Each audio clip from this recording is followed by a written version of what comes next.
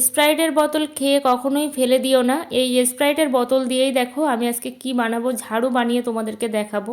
আর খুব সহজভাবেই কিন্তু আমি তোমাদেরকে দেখাবো যে স্প্রাইটের বোতল দিয়ে কিভাবে ঝাড়ু বানানো যায়। এখানে একটা খালি বোতল নিয়েছি, আর এটা কিন্তু 500 ml যে বোতলগুলো হয় সেই বোতলগুলো। তোমাদের কাছে যদি ছোট থাকে সেটাও নিতে পারো।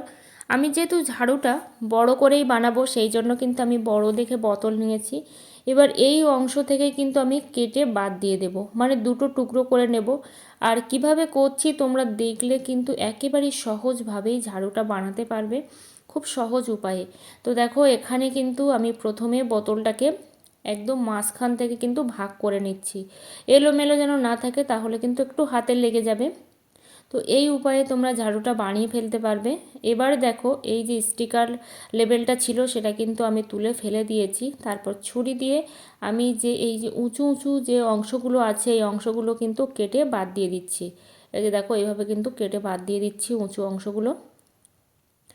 ঠিক আছে, তো এইভাবে কিন্তু বাদ দিয়ে দেবে তোমরা। তো যেহেতু নিচে নরম সেই জন্য কিন্তু একটু সমস্যা হচ্ছিল কাটতে, তার জন্য দেখো এখানেও কিন্তু আমি সুন্দর করে কিন্তু এই অংশটাকে কেটে নিচ্ছি। এই যে দেখো এইভাবে কেটে নিচ্ছি আমি।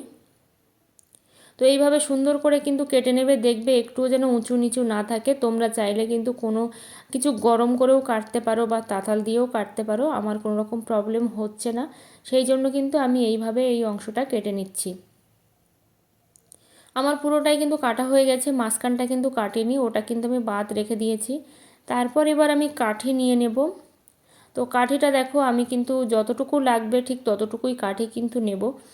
অনেকেই আছো যারা কিন্তু ঝাড়ু বানাতে পারো না, তারা কিন্তু এই পদ্ধতি দেখলে অবশ্যই ঝাড়ু বানাতে পারবে, কোনো রকম সমস্যা কিন্তু তোমাদের হবে না। তো দেখো এখানে কিন্তু আমি অল্প অল্প করে কাঠি নেব, যেহেতু বোতলটা ছোট সেই জন্য কিন্তু আমি অল্প অল্প করে কাঠি এই দেখো ছিদ্রের মধ্যে কিন্তু ভরে দিচ্ছি। খুব সহজে কিন্তু ঢুকে যাচ্ছে আস্তে আস্তে ছিদ্রের মধ্যে, তোমরা সেটা বুঝতেই পারছো। আর অল্প অল্প করে ঢোকাবে, একসঙ্গে কিন্তু অনেকগুলো কাঠি কখনোই ঢুকবে না, সেই দিকটা কিন্তু খেয়াল রেখে তারপর তোমরা এটাকে ঢোকাবে। এই যে দেখো ঢুকিয়ে দিলাম। তো এটা টাইট হয়ে গেছে, আরও যদি দু একটা ঢোকে তো সেগুলোও কিন্তু আমি ঢুকিয়ে দেবো। দেখো আস্তে আস্তে ঢুকিয়ে দিচ্ছি তোমাদের সামনেই। তো এইভাবে কিন্তু পুরো কাঠিগুলো আমি রেডি করে নিচ্ছি। তো অল্প অল্প করে নিয়েই কিন্তু পুরো যে গর্ত গর্ত আছে ওই সমস্ত গর্তে কিন্তু আমি ভরে দেবো এইভাবে। এই যে দেখো, আর প্রথমে কিন্তু একটু সামনের দিকে আলগা আলগাই লাগবে, সেটা তোমরা বুঝতেই পারছো, যে মনে হবে যে দেখতে হয়তো খারাপ লাগছে বা এই দিকটা কেমন একটা লাগছে, এটা কিন্তু একেবারেই হবে না। এটা আস্তে আস্তে কিন্তু ভরে দিয়ে তারপর আমি কিভাবে বানাচ্ছি তোমরা আমার হাতের দিকটা খেয়াল করলেই কিন্তু বুঝতে পারবে। দেখো আমি কিভাবে ভরে দিচ্ছি, আর খুব সহজভাবে, এরকম সহজ উপায় কিন্তু আর কখনোই হতে পারে না বা কোনো জায়গাতেই হতে পারে না।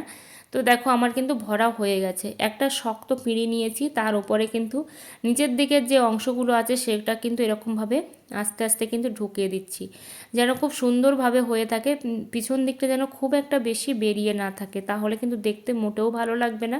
সেই জন্য কিন্তু পিছন দিকটা আমি বেশি করেই কিন্তু ঢুকিয়ে দিলাম।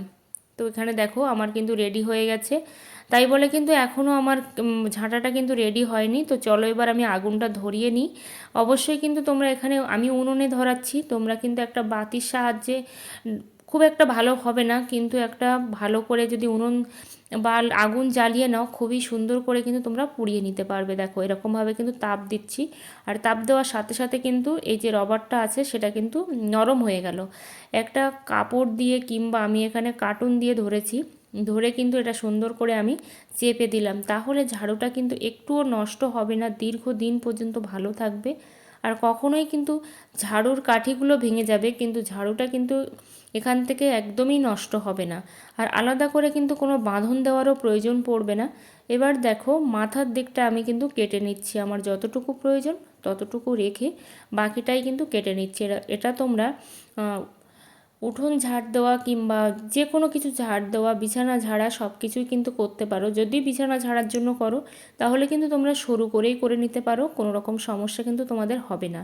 তো এখানে দেখো আমি কিন্তু পুরোপুরি রেডি করে নিয়েছি, ঝাড়ুটা একদম ঝাড় দেওয়ার জন্যই কিন্তু রেডি। ভিডিওটা যদি ভালো লেগে থাকে অবশ্যই একটা লাইক কমেন্ট করো। চ্যানেলে নতুন বন্ধু হয়ে থাকলে চ্যানেলটা সাবস্ক্রাইব করে কিন্তু পাশে থেকো, অল নোটিফিকেশানটি অন করে দিও। নিত্য নতুন ভিডিও পাওয়ার জন্য। দেখো আমার এখানে কিন্তু রেডি হয়ে গেছে। এইভাবে তোমরা সহজেই বাড়িতে বানাতে পারবে।